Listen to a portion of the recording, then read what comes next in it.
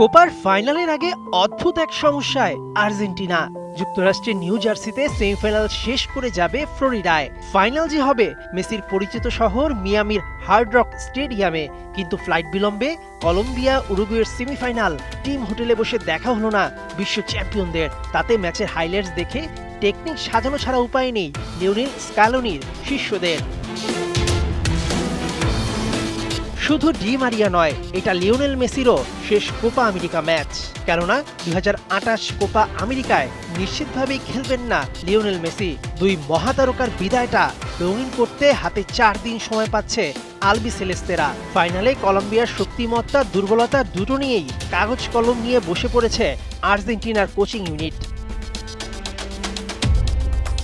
Florida পৌঁছেই অবশ্য স্বস্তিতে নেই লিওনেল মেসিরা। রেডবুল ট্রেনিং সেন্টারটাকেই করে নিতে হবে আপন।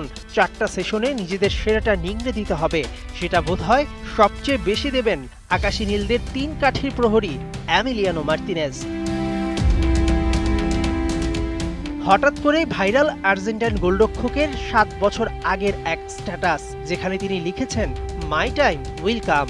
সাইড বেঞ্চে বসে থাকা যুবকটা এরপর তিলে তিলে নিজেকে গড়েছেন। 2022 সালে বিশ্ব পেয়েছে এক বিশ্বসেরা গোলকিপার।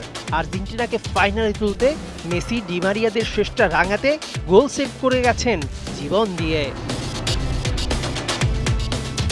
ফাইনালেও এই বাজপাখিই হবে এক্স ফ্যাক্টর মনে করছেন ক্রিটিকরা।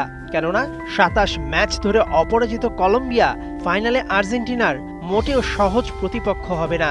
খেলা টাই ব্রেকারে গড়ালে ম্যাচের নায়ক হবেন সেই এমিলিয়ানো।